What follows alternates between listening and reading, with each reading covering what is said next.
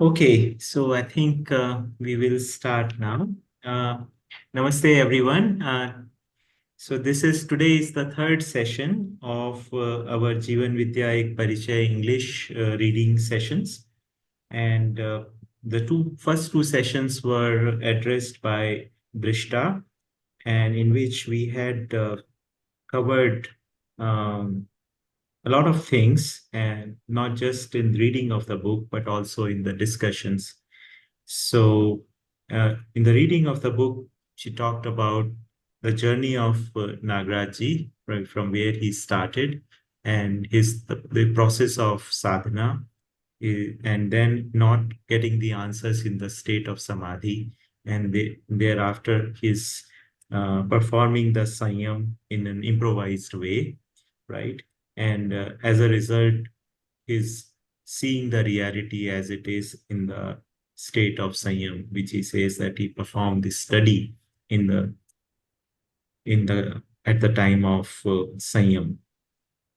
So and in along with that, Drishta also talked about that what all he saw, right, and what all he understood, and its implications thereby. We also discussed a number of things in our Q&A sessions. So one of the things that we were talking about that the darshan actually talks about what is normal and what is natural. So that actually is makes something quite it gives a new perspective of looking at things. So today we have Spencer Klettke from Canada, and he will be leading us through this session. Spencer is a good friend of ours, and I had actually last seen him in India in 2014, and it was very nice to also see him at our home in Bangalore as well. Yeah, so it was very nice to actually see him. I'd like Spencer you to give a brief introduction of yourself before you start the session. Um, uh, so welcome, Spencer. Great. Thank you, Rakeshji, for the introduction.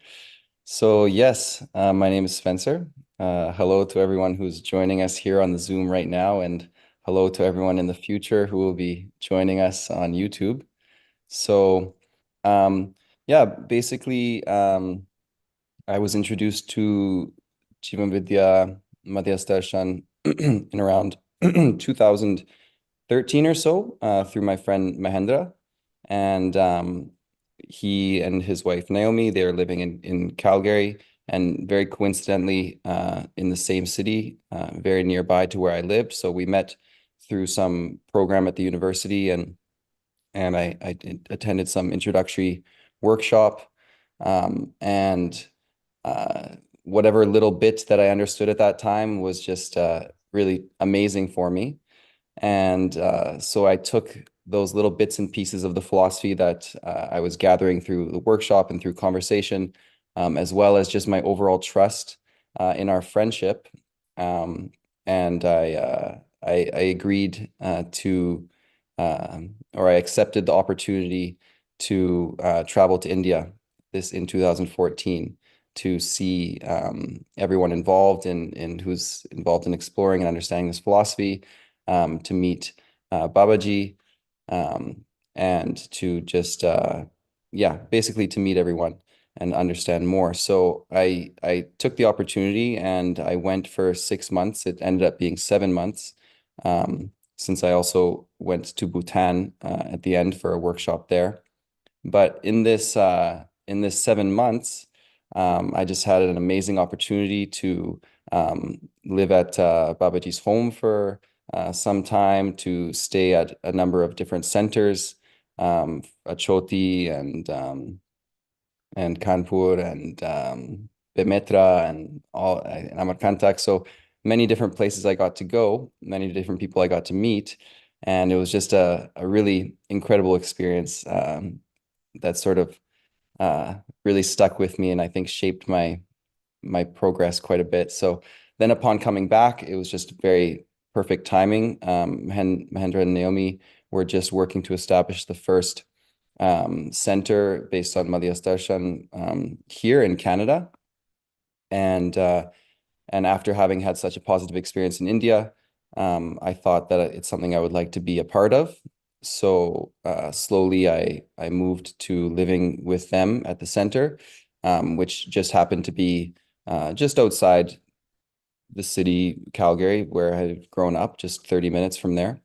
And so, yeah, I've spent the last, since 2014, basically, now we're in 2024. So spent the last 10 years living there with them. And we've had others who have come and gone in the meantime. And so I've just had an amazing opportunity to just continually have exposure to the philosophy, to study, to read, to converse, to relate, to work. I've developed lots of skills there as well. So this has been my journey, you could say, starting in 2014. So I can celebrate my, what do you call the 10-year anniversary, you could say. Okay, great. This is wonderful.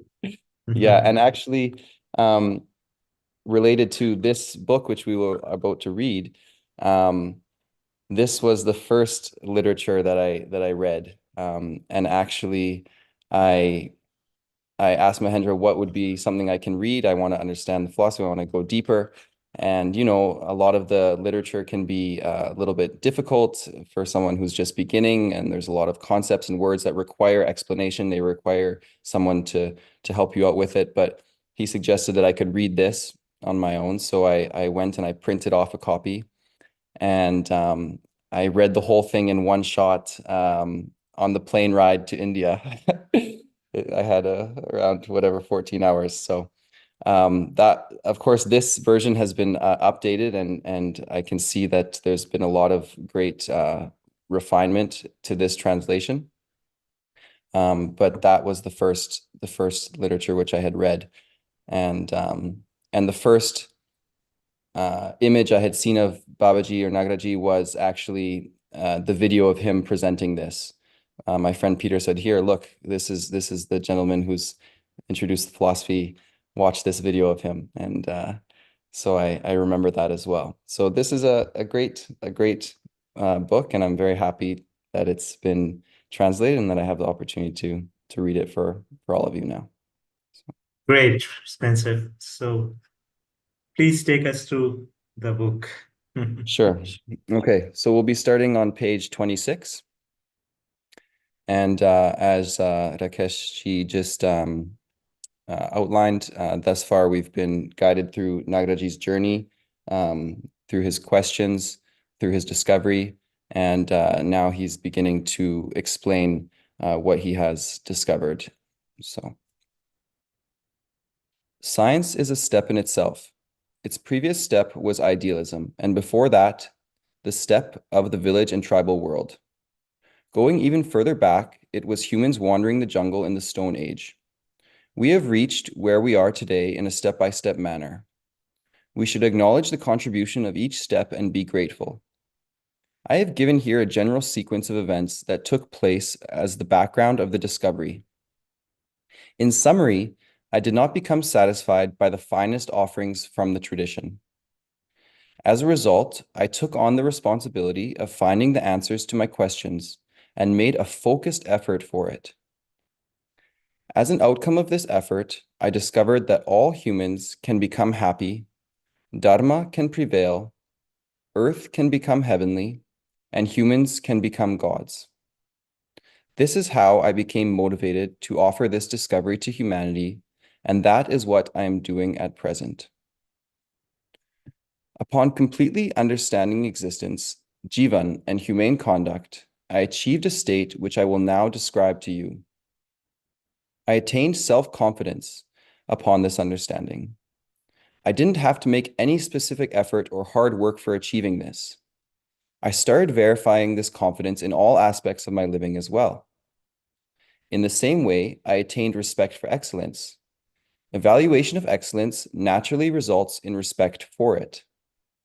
We could not be able to respect that which we don't evaluate. Thirdly, I could comfortably embody this understanding into my personality. I face no difficulty anywhere in living with harmony in existence in self, according to this talent. I called this balance in talent and personality. I became successful on this criterion. Fourthly, I became social in behavior. I started getting satisfaction in myself.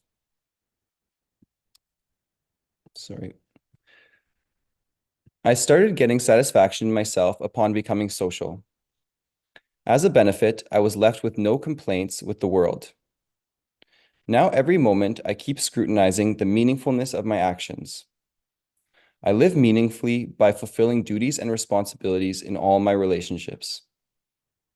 Fifthly, I attained prosperity. Though I was born in a hard-working family, I knew how to do physical labor and seva, or service, but I didn't really understand the meaning of prosperity. I came to understanding the meaning of prosperity now. Just a moment, Spencer. Yes. Spencer, just a moment. Yes. Uh, did, Sanjeev, ji, I think your presentation is having the video as well, or some YouTube is running in your background. Really? I'll just leave it and come back one Or minute. maybe it is at my place. Let me just see. Then I could only see the PDF. Okay. Yeah, it may be.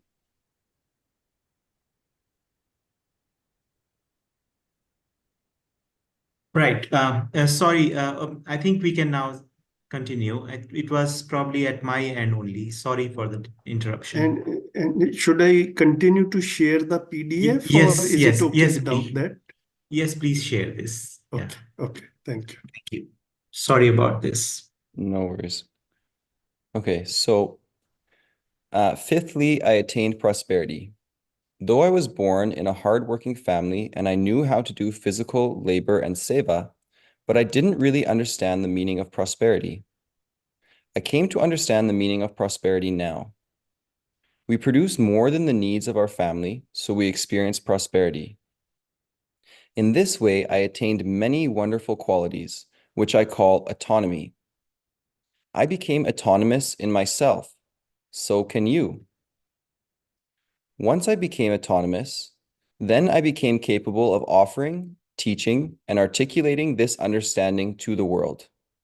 As a result, I started putting it in the form of literature. I titled this literature Madyasth Darshan Saha Astitva Vad, Coexistentialism.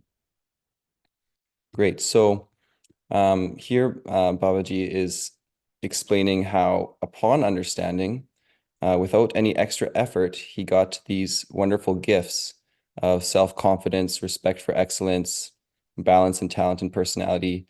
And these 5-6 things, he also calls the outcomes of education. So upon becoming educated, one should have these qualities naturally within themselves. So the outcome of education should be understanding to reach the same state which Babaji is describing. So, and now from here he will describe the literature which he has presented. This literature he said once he became autonomous, once he had these qualities with understanding, then he felt capable of offering this to the world. Thus, he's written a series of literature titled Madyasth Darshan Saha Astitva Vad. So here, Madyasth would roughly translate to mediative or mediation. And the general sense is something which is unaffected from positive and negative, and also has the ability to regulate positive and negative, or to regulate excitement. And darshan, of course, is loosely will translate to philosophy or holistic view, and saha astitvavad as coexistentialism. So Madyasth Darshan has been presented in 4 parts. The first part has been named The Philosophy of Human Behavior, Manav Vyavhar Darshan. The name of the second part is The Philosophy of Human Action, Manav Karma Darshan. The name of the third part is The Philosophy of Human Practice, Manav Abhyas Darshan. The name of the fourth part is The Philosophy of Realization in Humans, Manav Anubhav Darshan. In this manner, I wrote the entire philosophy as 4 parts as Madyasth Darshan. There are generative, degenerative, and mediative powers or motions in existence, which have their respective outcomes.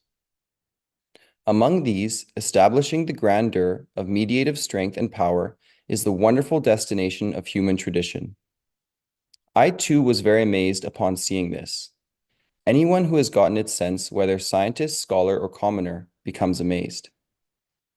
Scientists are in the position of believing the generative and degenerative forces in nature, but so far they have not been able to understand the mediative strength and power as purposefulness in nature. I think this has been a huge oversight and error. Therefore, now the need has come to rethink, whereby we have worked on understanding and explaining the mediative force, the mediative power, the mediative authority, and the mediative Jeevan, and called it Madyasth Darshan.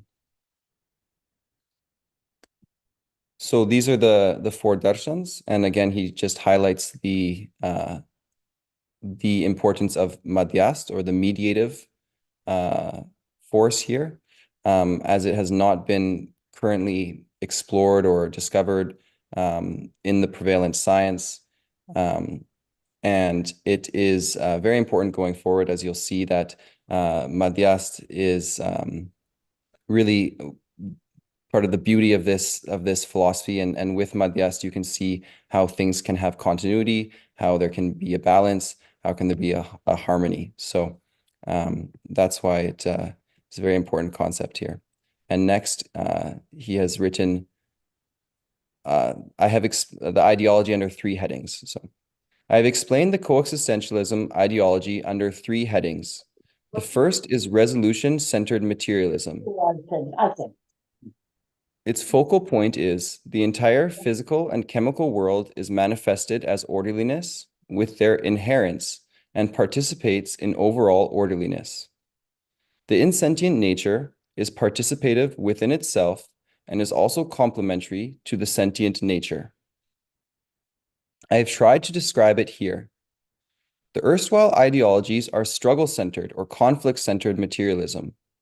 While in coexistential state and motion, there is no offense, no revolt, no snatching or robbing. Instead, there is mutual complementariness, celebration, joyousness, and continuous progression. This is what I have tried to explain here. Literature is literally just words. According to me, literature is an attempt, but a human will understand only from another human. Most importantly, here logic has science aligned with wisdom and wisdom aligned with science.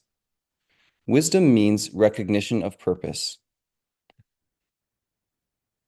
We will do analysis of anything only if its purpose is recognized and understood.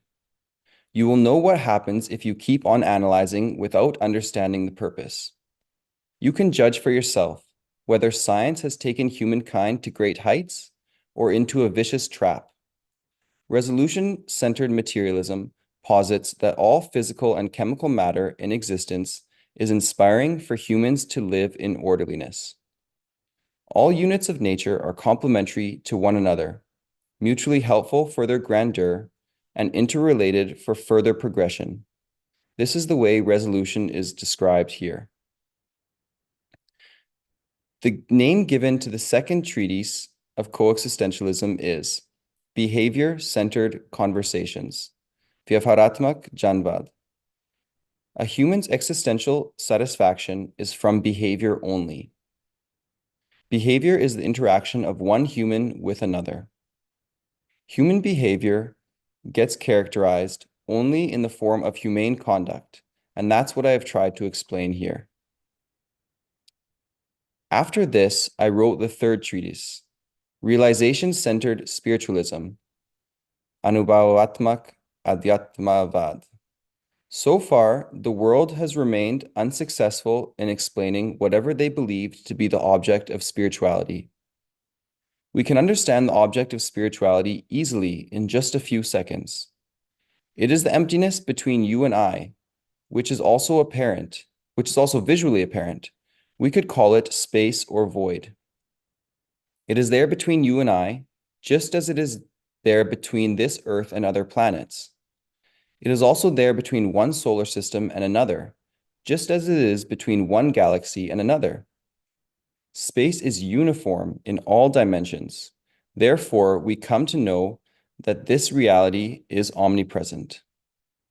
All entities or units are submerged, surrounded, and soaked in this omnipresent reality. This itself comes into humans' realization first. After that, one realizes their own being. Had this space not been between you and it wouldn't have been possible for me to realize your existence. Therefore, the very first realization happens in omnipresence only. I've tried to explain it here and highlight its need. How will humans understand themselves without understanding existence, of which they are a part? Therefore, understanding existence is essential. All units of nature are in omnipresence. This itself is the testimony of coexistence. If we overlook the fact that existence is coexistence, then it results in nothing apart from problems and suffering. Whatever offenses, revolts, exploitations, and wars that humans have committed until now, these all were contrary to the principles of coexistence. It is ironic that even after committing all these wrongs, our hopes and desires have been to achieve what is right. Our hope remained unsatisfied, and we kept facing the consequences of our actions, sometimes laughing and sometimes crying amidst this. If someone from one faction kills someone from an enemy faction, then we feel very happy. When governments and nations think in the same way, the seats of religion are also based on the same thinking. Now, what should be done? Where can humans take refuge?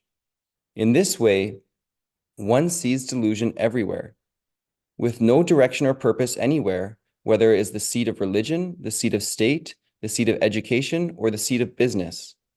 Now, where should we go? What should we do? These were the difficulties. I too had these difficulties before my awakening. Upon awakening, I became fully determined that this whole discovery should reach the entire human race. So that's great. So here Babaji is describing the three treatises which he wrote. The first one providing clarity to matter and as an alternative to the current consumption-based materialism. Here he has provided the explanation of resolution-centered materialism. So in our current materialistic understanding, we see that there's a push and a pull between all the particles of nature within the atom, within the planets. It's always just a push and a pull, and sort of a mightier, whoever is more mighty or strong, is affecting, and it's this constant struggle, you could say. And here Babaji is describing how in reality, it is not this way. Matter is actually in a continuous state of celebration, of joyousness. There's a mutual complementariness. So this is a very different way of seeing the material world. And when we see the material world this way, it can actually provide inspiration for human beings to also live accordingly. So if we are only able to see a struggle and a fight in nature, then this too will influence our lives and lead to where we are today. Whereas if one can see the complementariness in nature down to the smallest particles, down to the foundation of all matter, then we can develop the vision for living harmoniously as well. So he brings into question, whether this view from science has resulted into a good place for us, or whether it has led us into a trap. And he suggests that everyone can judge for themselves. And I think it is a good point to consider where our current scientific understanding has led us. The second book, the second part is Behavior-Centered Conversations, Vyavaharatmak Janvad. And I'm very pleased to say that this one has also been translated into English, and we've had a great reading study session with Sanjeev ji. And it is a very, very, very great book. It's my most recent one, which I've been able to read in English. Babaji goes over many variety of topics that are very, very relevant to one's life, from sports to governance. It's a great book. And lastly, there is Realization-Centered Spiritualism. And this is providing clarity to the spiritual dimension of life, or what we have been trying to explore through idealism for centuries and millennia. And that is, the object of spirituality is very simply described here as the omnipresence, or space, or void. And I just love how simply Babaji describes it here. Something which is so obvious once you see it, but so hidden. And prior to my first introductory workshop to this philosophy, I had never considered space as something which is a reality, which is part of our lives, which needs to be understood. I remember, having it described for the first time and realizing that there's something so close. In fact, it's the most close, which has been completely ignored. So I really like the simple explanation. And Babaji goes on to say that, we need to understand all these things. If we don't have a complete understanding of our reality, then we're bound to end up in problems. If we don't have an understanding of philosophy, a viewpoint of coexistence, then we're bound to end up struggling. He describes how, we're killing each other, we're celebrating while we're killing each other. We're completely divided. We don't have a viewpoint of coexistence. And unfortunately, this is prevailing everywhere. It's prevailing in our education, it's prevailing in our religion, it's prevailing in our business. And so as a human being, it's very difficult to know where to look, to know where to go for answers, because if you respect authority, well, even there's struggle, there's fight, there's killing, in all these dimensions. So we're a little bit stuck, but do not fear. We have a solution. And Babaji said that he became fully he also had these difficulties before awakening. He didn't know where to turn, but upon awakening, he had this discovery, which he is now sharing with the entire human race. He became determined to share it. So next, we'll continue reading about the further literature. So after this, I wrote the treatises to describe how this understanding shall manifest itself as the way of life. The erstwhile economic theories are all obsessed with profit. It is very clear that human happiness is not possible through such ideas. The only way to happiness for all humans is through circular economics, avartanshil arthashastra, which is a practical and aligned with the orderliness of nature. I wrote the second treatise under the title Behavioral Sociology. Humans find satisfaction only when there is justice in their behavior with other humans. The humane conduct is the focus here, which can be adopted as a model code of conduct for the nation. Citizens of all nations can accept it as their constitution. This will lead to an undivided society and universal orderliness, eliminating the constant fear of war between factions in the world. As long as there are wars, humans will not be able to live without disturbing the balance of Earth, and they will use even more intellect to cause greater disturbance. We get an assessment of the scientific intellect when we see that a great deal of science and a great many scientists are currently devoted to the war effort, for which they get their money and feel accomplished, even though all this leads to nothing but destruction of the Earth.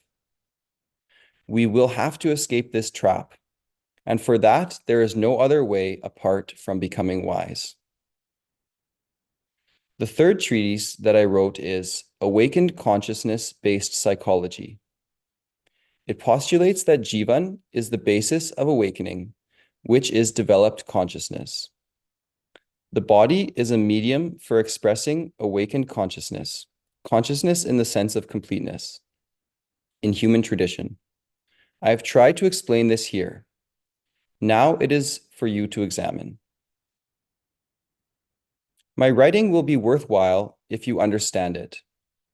In this way, I have offered these three: philosophy, darshan, the ideology, vad, and the treatises, shastra. The basic intent of treatises is to describe that humans are to live in orderliness. How should humans live? What should be the principles? What should be the tenets? What should be the systems? These have been explained in the treatises. After this came the plans for their implementation in three forms.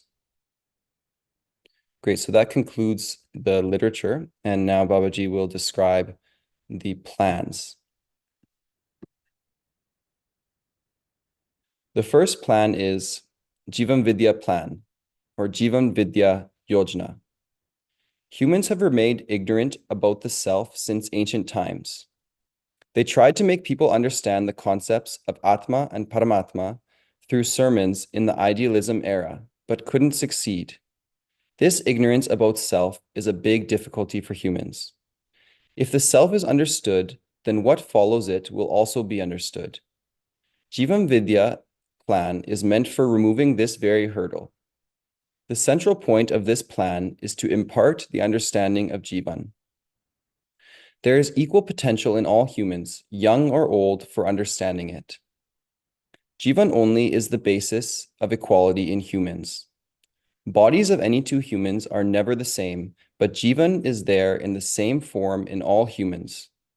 Jeevan's strength and powers are the same, and the goal of every Jeevan is the same. Jeevan wants to become awakened, and awakening is its only goal. Every human wants to attain resolution. Every human wants justice. All of us can verify this fact. There is no part of the body which is awaiting justice or which wants justice. No part of the body wants resolution. In the same way, the body has no part that wants prosperity, even while every human naturally wants justice, resolution, and prosperity. The conclusion, therefore, is that justice, resolution, prosperity, and truth are the wants of Jeevan. Because human is a combined form of Jeevan and body, it is imperative, therefore, for us to understand Jeevan and its activities. Also, we need to understand justice, dharma, and truth for Jeevan's satisfaction. This, in a nutshell, is the task ahead. Jeevan Vidya plan has been presented on this basis itself. This plan was converted into a program. The stalwarts of science and those who don't know any science, the learned ones and the ordinary people, all have heard this proposal. Some have understood it and are making efforts for others to understand it and have been successful. It was then that I became confident that what I have understood is relevant and authentic, that everyone can understand it, and upon understanding, they can make others understand. I will just continue. and then we'll go back. The second plan is humanization of education. Everyone needs understanding. Therefore, let us incorporate the entire content of the understanding into education. We made a curriculum to that end and experimented with it in a school. The school was at Govindpur in Bijnor district, and it was a very good experience there. There is a long-standing belief of educationists that the environment affects the students, but in Govindpur, we realized that the students affected their environment. We aspire to see this success on a large scale, and we are making efforts towards this. The third plan is family-based self-governing system, Parivar Mulyak Swaraj Vyavastha. It is to bring about a resolution-centric system in place of the power-centric rule. This understanding has thus been articulated in the form of philosophy, the ideology, the treatises, and the plan. May the good prevail. Great. So just going back to the plan. So Babaji first introduces the first plan as Jeevan Vidya plan. So as Drishta has explained already about Jeevan, Jeevan is the self or consciousness or conscious unit, conscious atom, roughly translates also to life. And it has been a big mystery for us since the ancient times, as he points out here, that we've been using the word Atma, Paramatma, Jivan, self, consciousness, but just simply using this language has not the same as really understanding it, really getting it. And this is the task ahead. And Jivan is the self. And so if we ignore the self, then obviously you're going to have big difficulties. So what does ignoring the self look like? Well, it means if you're not considering your conscious element, then we're necessarily living according to the body, according to our liking, our disliking, according to what's healthy, not healthy, what's profitable, unprofitable. And so in living this way, Babaji later goes to describe that as living with animal consciousness, which is basically living in ignorance of the self, living according to just the sensations from the body, living according to what we like, what we don't like, what feels good, what doesn't feel good. And what we like and don't like and feels good, doesn't feel good is going to be different for every single person. We all have different circumstances in which we've grown up. We all have slightly different sensitivity to our senses. We all have different conditioning. So no matter what, we will not find any commonality on these things, on what we like or don't like. And therefore, that's why we can see all the division, all the separation, all the difficulties among human beings today. And even in our own lives, we are not able to see the frictionless state, between two people. And the way for achieving that frictionless state, or for achieving something common, is we need to find something which is common. We need to find something which is universal. We talk about finding our commonalities, finding our similarities. The fact is, everything in this material world, which is always changing, and nothing there is common. The commonality comes from Jivan. Jivan is fundamentally identical. It is the same in every single human being. And that sameness, it has the same goals, we have the same desires, and therefore we can find some universal constant among all of us. And this universality is what ultimately unites human beings as one. And so he will go into describing Jivan in further details in the next heading, the next chapter here. And this is just the introduction that understanding Jivan is of utmost importance, and we will explore the concepts of justice, dharma, religion, or truth, which are very imperative for Jivan's satisfaction, and very, very key. We need to include that in our understanding. So the second plan is humanization of education. So the content of understanding, which we'll explore further, the knowledge of existence, knowledge of Jeevan, knowledge of human conduct, should be incorporated into our education. Therefore, from a very young age, we will be able to grow up and get the qualities which Nagraj has described.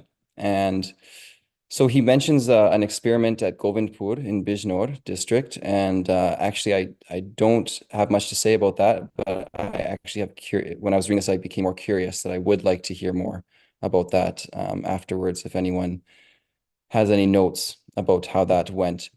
But definitely, if students are affecting the environment, that is a very big accomplishment because thus far,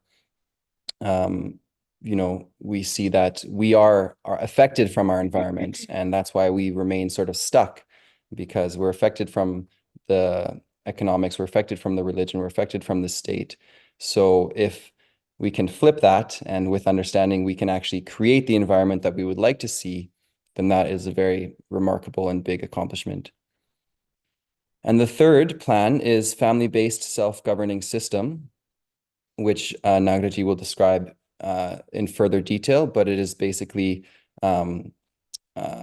basic unit of orderliness amongst many families, where we can find a harmony, where we can find orderliness without having to resort to power-centric rule, without having to just correct things with more mistakes and wars with wars. Instead, we will be able to find a natural orderliness amongst each other.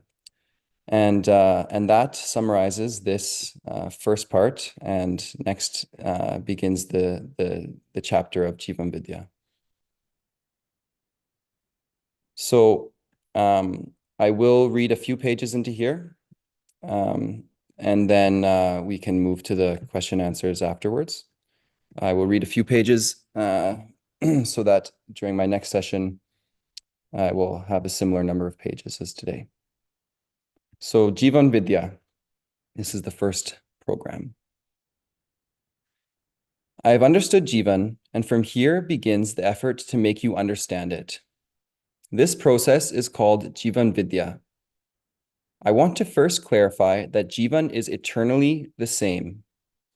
Everyone wants to know and believe what Jeevan is and produce evidence of its results and outcomes. This is their basic objective. Jeevan is neither physical nor is it non-physical. It is a constitutionally complete atom and a sentient entity. What is constitutional completeness? This atom doesn't undergo expulsion or inertion of subatomic particles.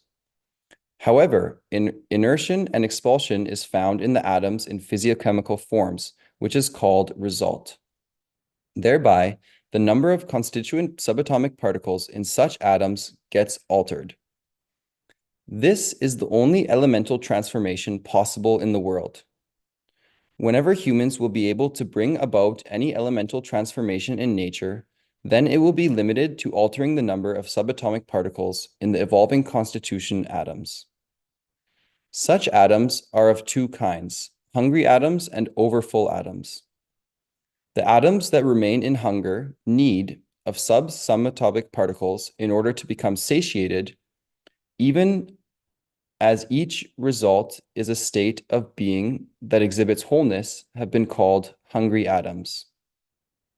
The atoms wherein some subatomic particles have the propensity to exit have been called overfull atoms. In this way, activity of both kinds of atoms is only towards satiety. That satiated atom is a constitutionally complete atom. This itself is the conscious unit or Jeevan. It has been called the conscious unit because in it resides the power of evidencing cognitive and sensory abilities in the human tradition. In the absence of Jeevan, even if humans were able to succeed in constructing the body artificially, they will not be able to evidence sensory ability, and evidencing cognitive ability is way far off. Thus, humans can live in harmony and participate in overall orderliness only in the course of evidencing sensory and cognitive abilities. That is all the work there is. All living beings of animal order evidence sensory ability.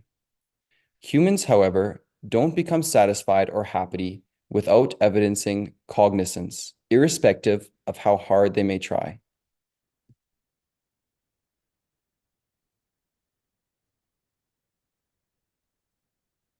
Humans necessarily want to become happy. In our pursuit of happiness, sometimes we think of becoming happy through comfort and accumulation, other times through prayer and penance, or devotion and detachment.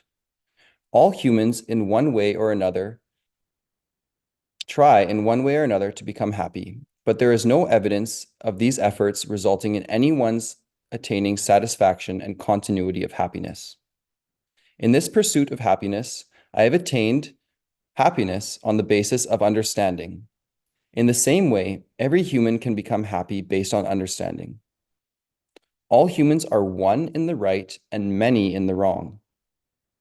To this end, there was a need to recognize the entity that is equally present in every human, which could become the bearer and carrier of understanding.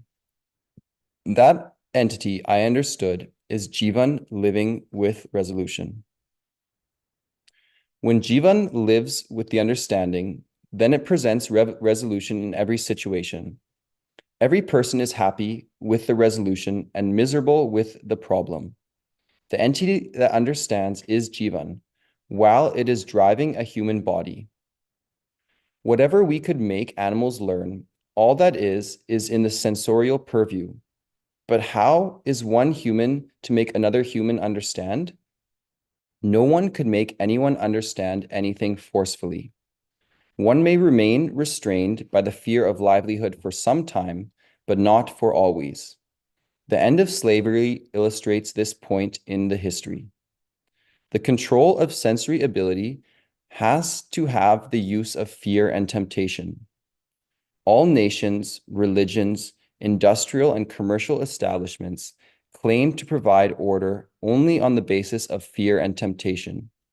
However, neither fear nor temptation could be the basis of orderliness, as neither fear nor temptation is acceptable to humans. Then what is it that humans should have? Values and evaluation. They should have a way of recognizing values and a technique for evaluation. If we have these two things, then there will be an ongoing tradition of continuous resolution. Values and evaluation are also based on the understanding. These are not bodily or mechanical processes. At present, science claims that everything is mechanical and there is nothing emotional. So in the mechanistic view, there is no option but to struggle with fear and temptation, which has led humans to the point where there is a question mark on the survival of this earth. A problem will not get disposed of by bringing in any other problem or by collecting any number of problems. The disposal of any problem shall happen only with resolution. There is no relief for us without resolution. Great. So just going back. So first here, Babaji is introducing us to a little more detail about explaining what is Jeevan.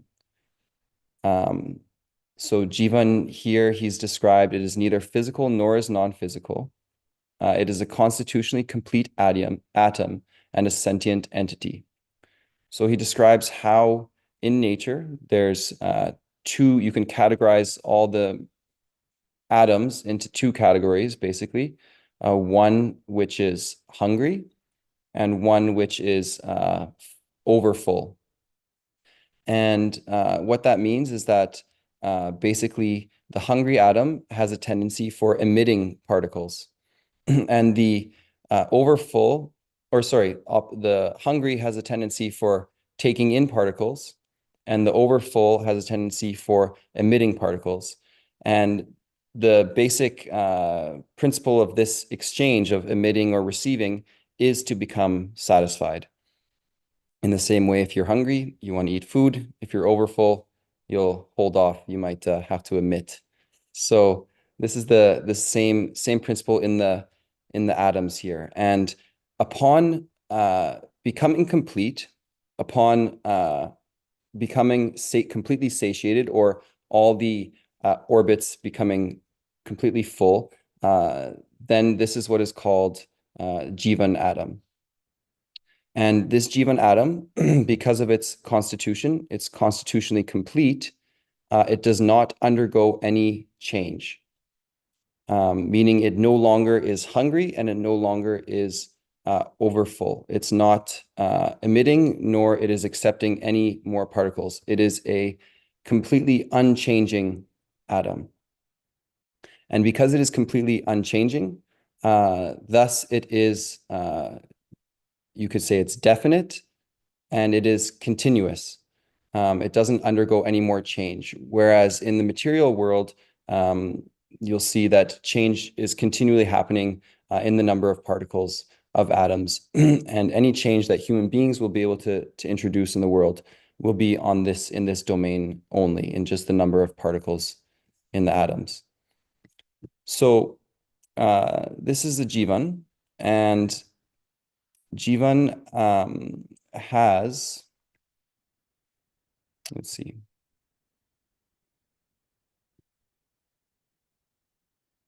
So Jeevan wants to be happy. Jeevan wants to live, and Jeevan wants to be happy, and Jeevan wants to evidence or prove its happiness.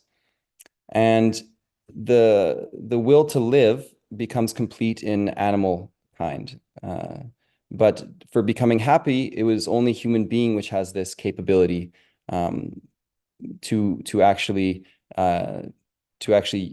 use all the faculties of Jeevan and become happy. And this is because of the constitution of our body and of our brain.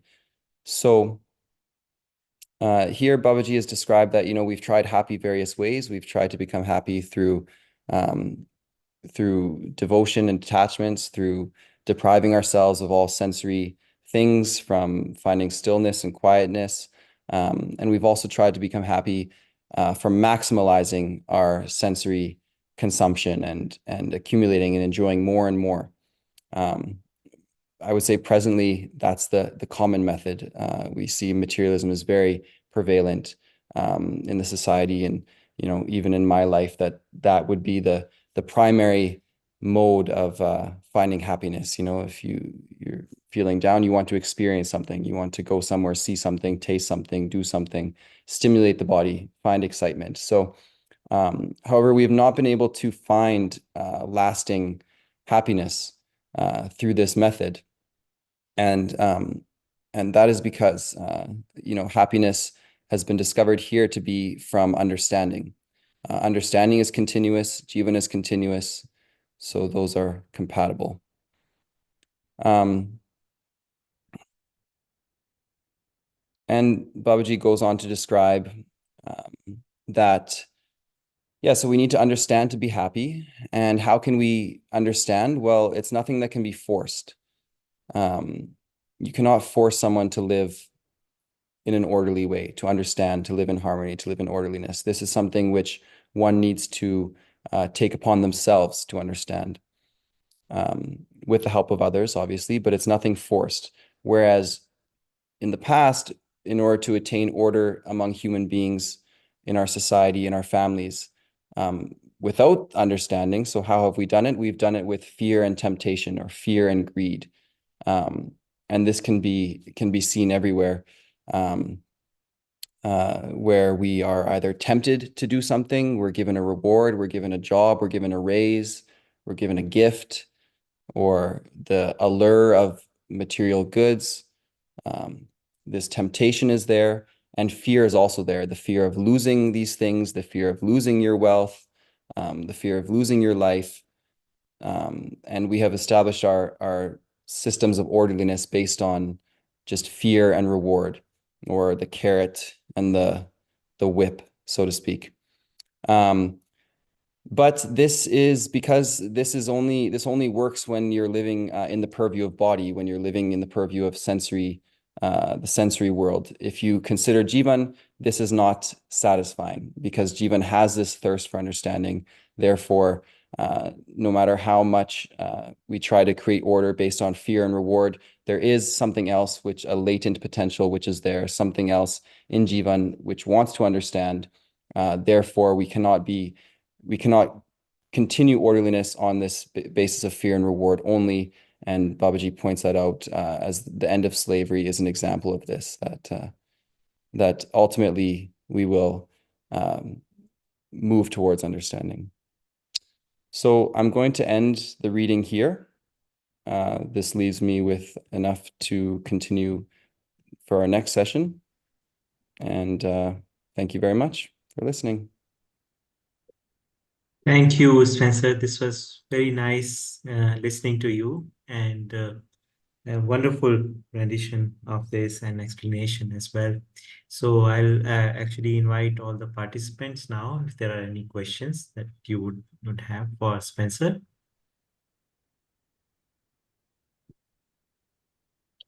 Hello, sir. Namaste to all. Namaste, Ganeshi. Namaste. Yeah, first of all, wonderful, Spencer. You have it was I will say that it was great listening you. The clarity of words or the accent was very simple, and I was able to understand it very clearly. Number one. Number two, there was one line, although I have understood a bit during the next chapter, but the line you can put more light, any of you.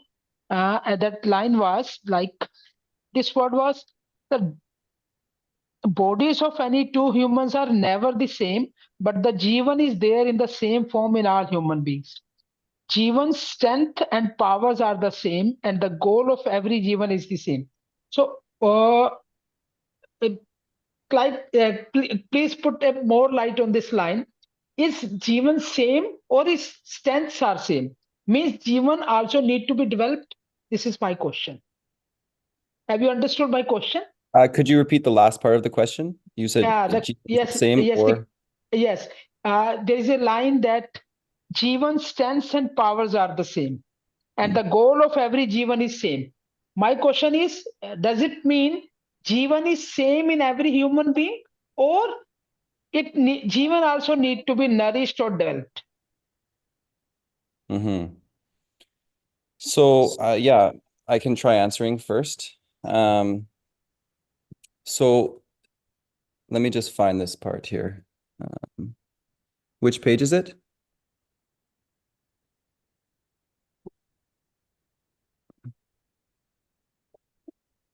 Ganeshi, which page is this?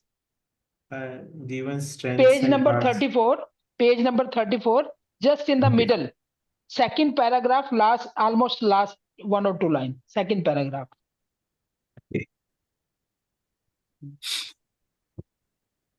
Okay, so Yes.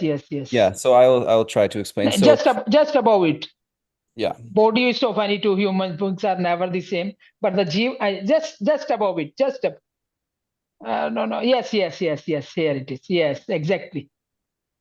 So I think for me it's very easy to understand that no two bodies are the same, first of all. It's first of all very visibly obvious, no one is looking identical. And as you dig deeper, it's also just practically impossible. The countless number of cells, that are in every single body, the constitution will be slightly different.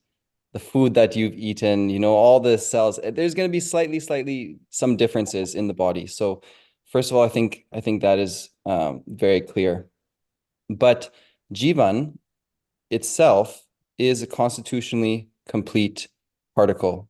Okay, so it is identical in all human beings, whether in the body, not in the body, on this planet, some other planet. Jeevan will be identical. Okay, just in the same way that if you say H2O or water particle, right?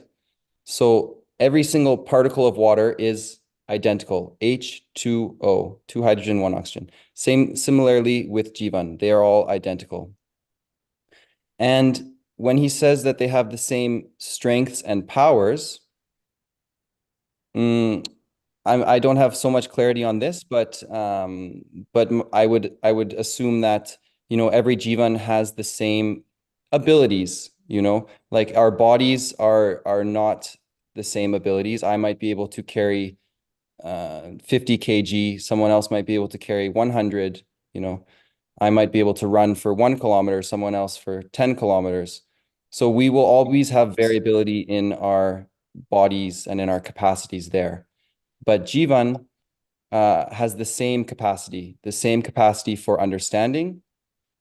It will, when we experience the values in Jivan, when we are happy, it will be the same. When we experience satisfaction in Jivan, it will be the same.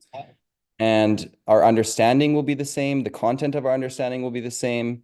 So all this will be identical, and that's how we can really feel that commonness among human beings.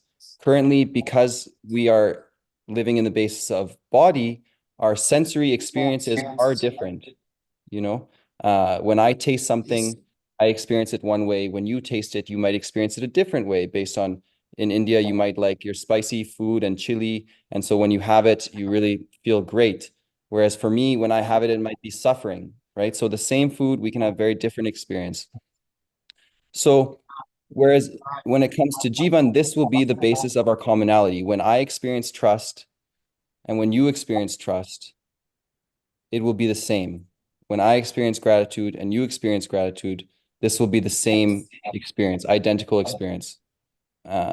So this is what I understand when he's saying that Jivan's strength and powers are the same. And lastly, he says the goal of every Jivan is the same. And for me, I've understood that as every Jivan wants to be happy. Every Jivan wants to live with happiness. And for this goal, we need to understand, we need to become wise. So this is common. Whereas if you say, if you're living in the purview of body and senses, there will be no common goals there. Some people might feel like they need a big house. Some people might feel like they need a small house. Some people might feel like their goal is to try all the cuisine of the world. And so they'll try, you know, so there's nothing common there. But our goal of happiness fundamentally is something which is embedded in Jivan. So it will be the same for all of us. Now, obviously, you can see that we are apparently different in our day-to-day living, you know, but this I would say is because we have not focused on Jivan, we have not awakened its potential, and we are not living according to Jivan. Rather, we are living according to body, and that's why we are seeing the differences, because we're living according to what I like, what I don't like, what feels comfortable to me. And I'm making decisions on what will be the most comfortable for me, you know, and you're making decisions, or someone else is making decisions on what will be the most comfortable, suitable for them, you know, what's the most convenient for them. And so these will never be the same. And that's why we're seeing we are going in different directions. We're not finding our commonality. As long as we're making decisions, what is the most comfortable, what is the most pleasant, that's why we're seeing all these differences among, not because Jivan is different, but actually because we're living according to body, which is different.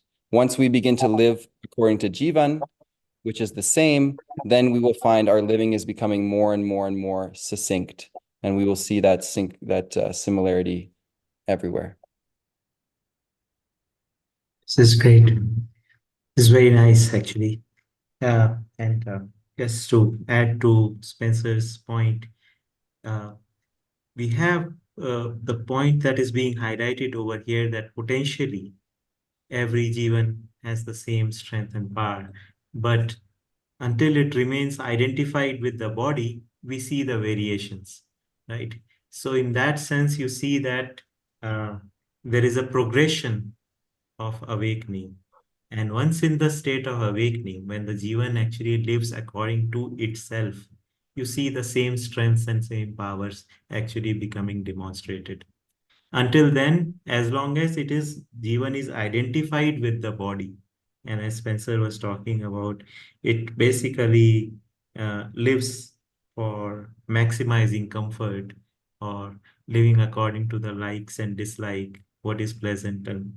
So its true strengths are not really manifested, right? So then you don't really have the demonstration that everyone has the same strength and power. Yeah.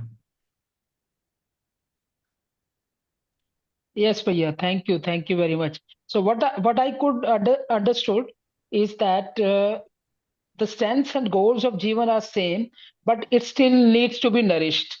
It still needs to know its actual form, and because of the body consciousness, it is being uh, it has some effects of preconditioning and other things. That is why we are not able to truly understand our Jeevan. So it needs to be nourished. It needs to be developed. Otherwise, the Yes. capabilities are same in every human being. That is Right. what I have understood. Yes. Yes, indeed. Indeed. Yeah. Mhm. Thank you, Bhaiya. Thank you, Spencer Bhaiya. Thank you.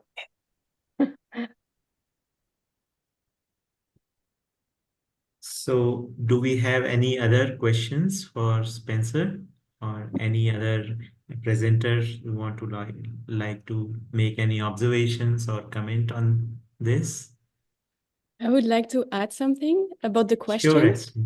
Yeah.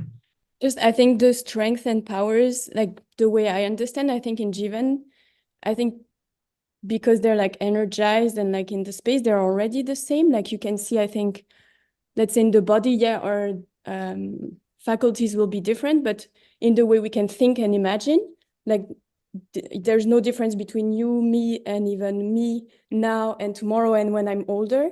Like the powers and strengths are already the same, I think. It's just that the activities are not active yet, I think. And that's what needs to be changed, like awakened. Like we're now living 4.5 activities, but there's actually 10. So we need to like activate these ones. Yes, indeed. Very nice. Thanks for adding in, Estelle. Yeah, I think you're saying that like there's even some commonality that we can see in the Jeevan.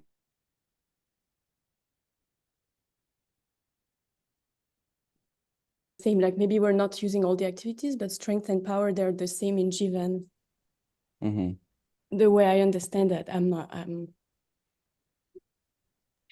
Yes, I think you're also saying the same thing, that if these all the latent powers, all the 10 activities are active, in that once that actually happens, then all the strengths and powers, they get manifested in the same way. Much the same way that Ganesh Bhai was also saying that Jivan requires nourishing or nurturing before Yeah. it can actually manifest its strengths and power uh, in a complete way, right? And Yeah. yeah, very I think nice. I think it's Estelle's also drawing attention to the fact that even right now, while we're living in 4.5 activities, all of us still have the same, we all hope, we all think, and we all imagine. So in that, we are still identical as of now. Yeah.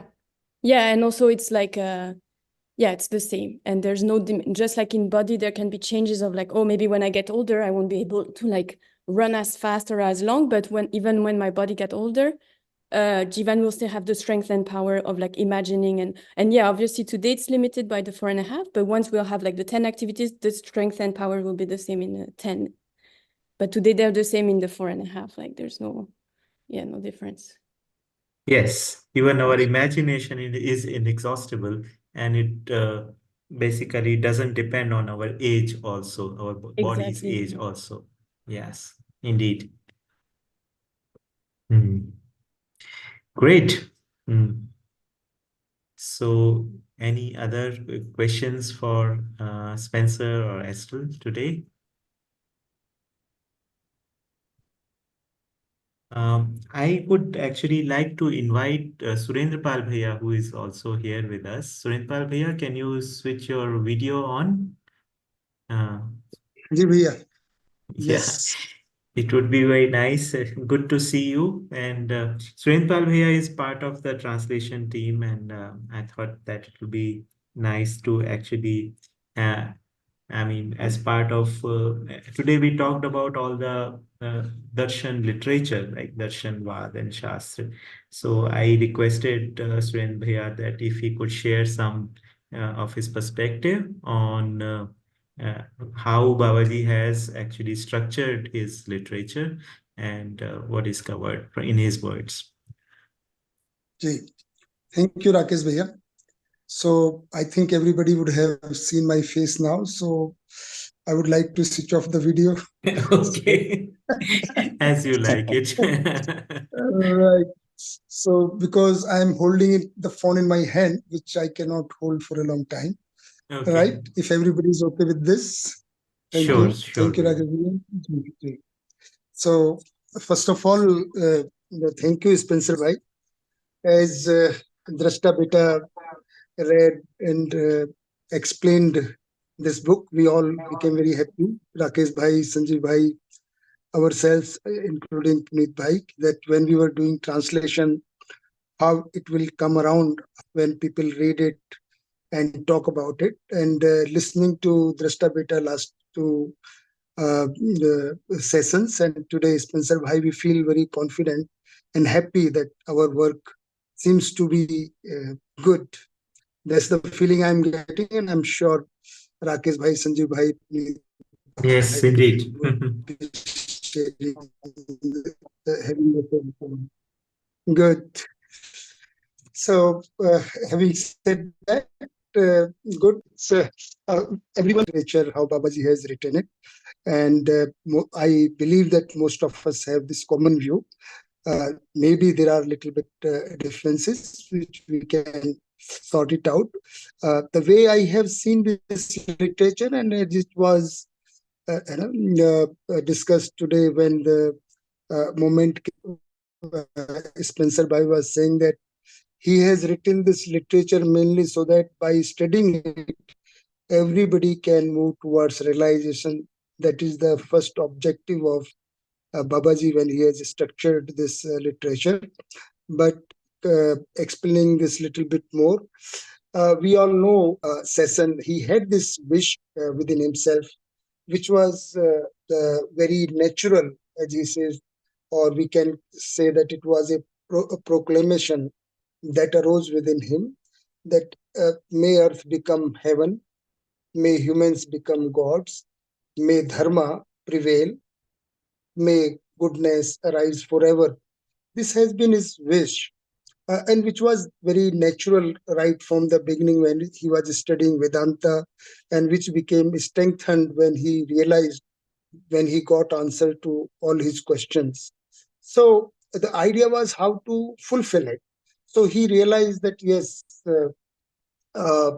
it's not only that humans are individual and only individual wants to be happy, which is what the dharma of humans is, to be happy, to live happily forever.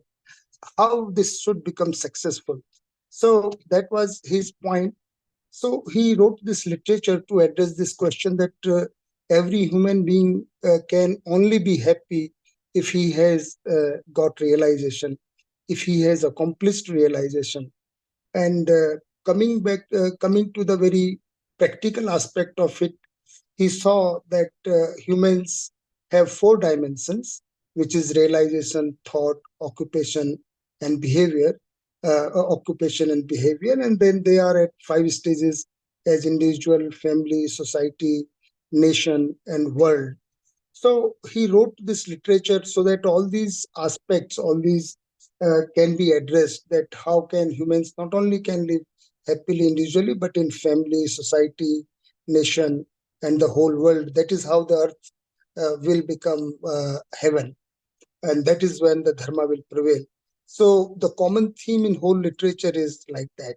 So how, if we go back, if we look into each book, maybe I can say 1 or 2 lines about it, each book, because it may not do the justice if we have to talk about the whole literature. Speaking about in 2 or 5 minutes may not do a proper justice. This is what I believe.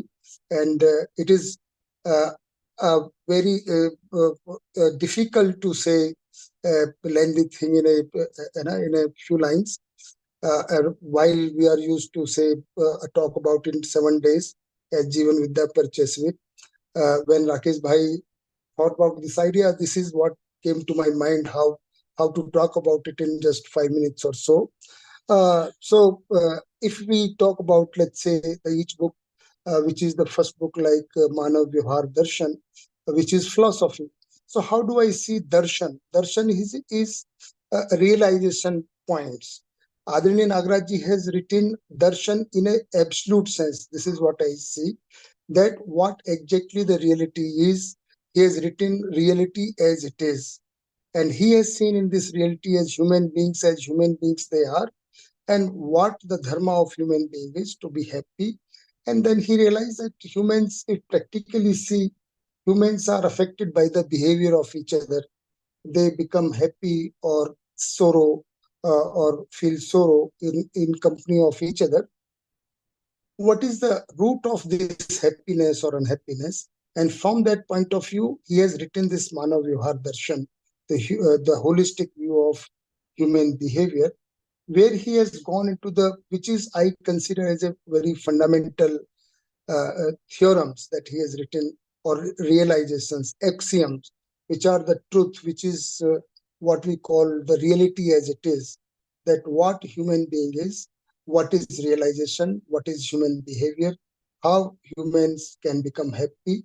And that way he has elucidated the whole existence, what human beings are in this existence, and what existence is, because human beings are not alone. They are part of the whole existence. These are all 4 orders. So all these fundamental concepts, as it is, they are written in the philosophy of human behavior, or the holistic view of human behavior. And then, as we say, that he is addressing the 4 aspects or 4 dimensions of the human being. So it's a behavioral aspect, but which contains everything in it. Second book, which I consider in the sequence, which Adrinil Nagraj himself has proposed to study, which is Karma Darshan, or the holistic view of human actions, which is more than the behavior, because humans have to engage in actions also. There has to be scientific aspects also to their living. So there is, what are the human actions, in how many forms they are performed, what exactly is worship, what exactly, what is the result of these actions, and how really the whole dimensions, like 9 actions they are talked about. So this is the book which talks about the human actions. Then the third book, which is the holistic view of human practice, that in existence there are 2 aspects to human endeavor. One is discovery, exploration, or invention, where the human being discovered the laws of happiness in existence.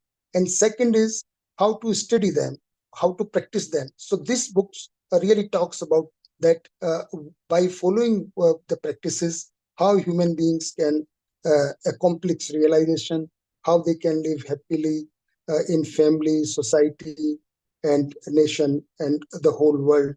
So this book talks about the practices.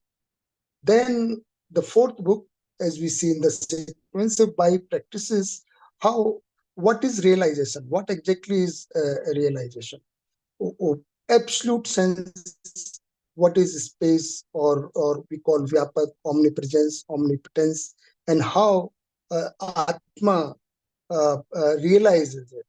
What exactly it is, what is its effect, that the whole thing about the realization is described in this book as it is. So I consider this the philosophy, or the holistic view, or darshan, the reality as it is, the way he has realized it, he has expressed it.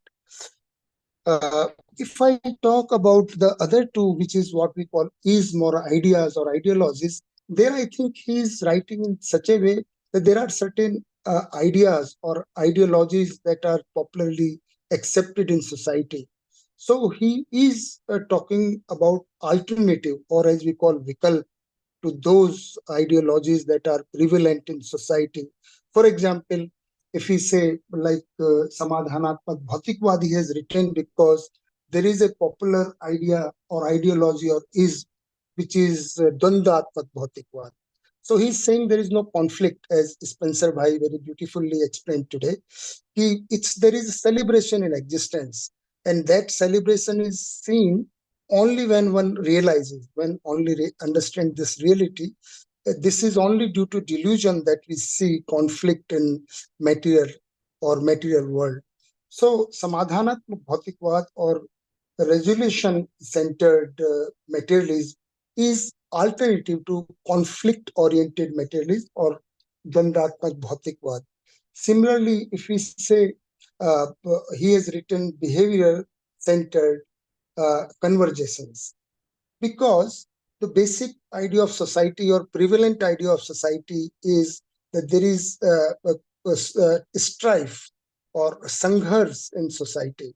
Instead of that, he's saying that, look, and what people talk about during conversations, that yes, they talk about the wealth, fame, might, appearance, and this is what they consider human achievement. And in order to achieve these, one has to struggle to achieve these things. Alternative to this, Nagraj is proposing, no, the human goal is resolution, fearlessness, coexistence, prosperity. And this is what is need to be the basis of society. This is how he's talking about. This is what has to be the center of conversations in human society, because conversations or public dialogues are very part of the human society. Then he's talking about Adhyatvad, which is a realization-centered spiritualism. Again, this is an alternative to mystery-based spiritualism. So far, Adhyatvad has been very Rahashyatmak, which is mystery, enigmatic. So he's proposing alternative to it, that look, there is no mystery about it. There are no miracles or mystery in existence. Everything is clear, everything is transparent, everything is visible to human beings. Only human beings has to gain the capability or ability to see the reality. So this book talks about what exactly is Adhyatvad, what is Adhyat, and which is what, or the basis of souls as it is called, or basis of Jeevan, or basis of consciousness as we call, because this is Chetna. So this is again, as this topic came in today's discussion as well, that the spiritualism is based on the Satta, which is omnipresence, omnipotent, and all that. This book talk about what exactly is Anubhav. So spiritualism is based on realization, which is reality, which is when Atma realizes the omnipresence of Vyapak or omnipresence itself. And then we move towards to the treatise, which is again the guidelines for living, how to live happily, individually, family, society, and whole world. And again, I am seeing here that he's giving these ideas or the guidelines to live happily for the individual, to family, to society.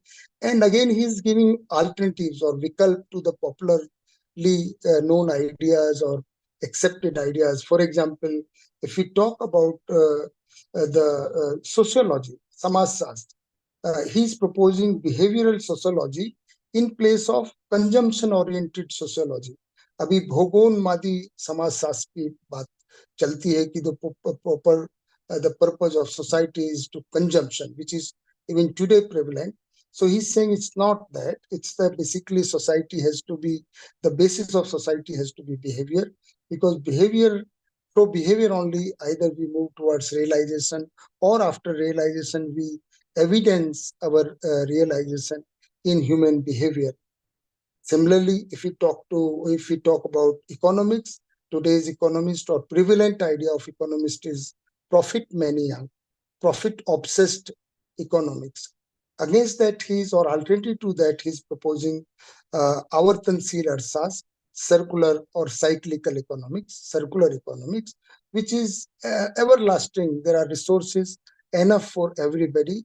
Human needs are really limited, definite, and all humans can live prosperously in the society. That is what the basic theme of ideas. And then he is giving fundamental concept like labor value or shram mulya, how to see the means of exchange, how to really see the value of things. And then he's talking about, I think,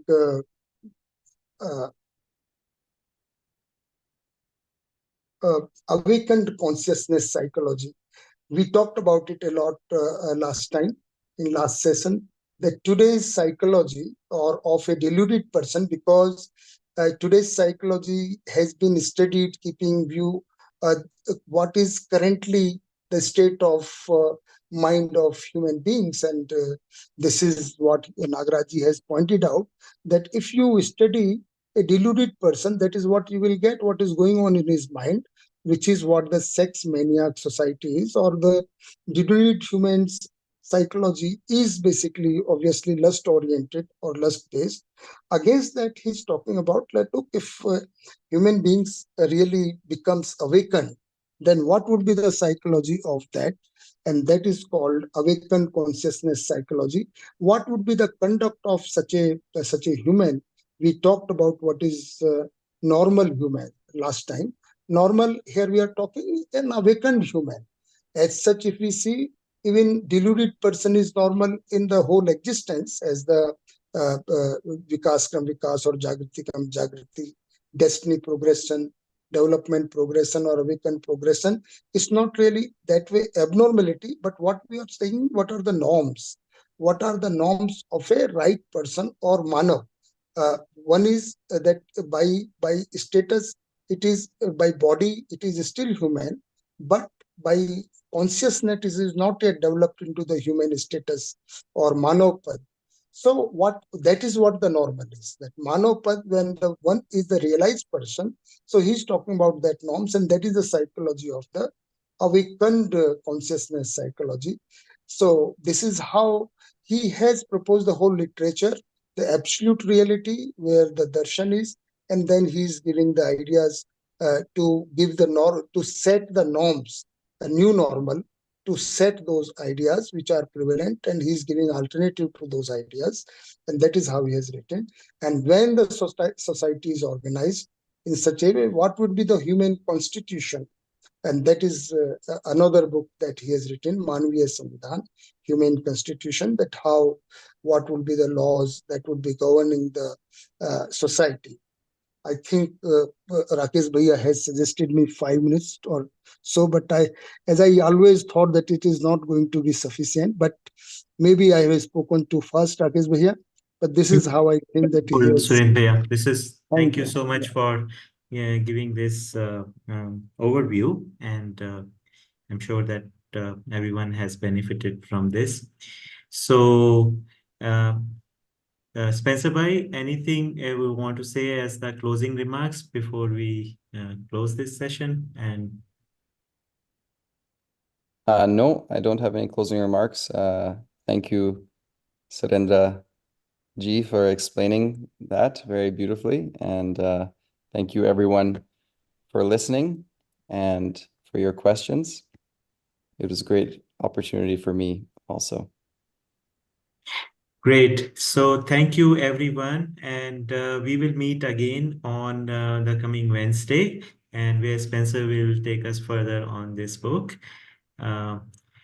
Good night, or have a nice day at your place. Thank you. Thank you. Thank you. Thank you. Thank you. Namaste.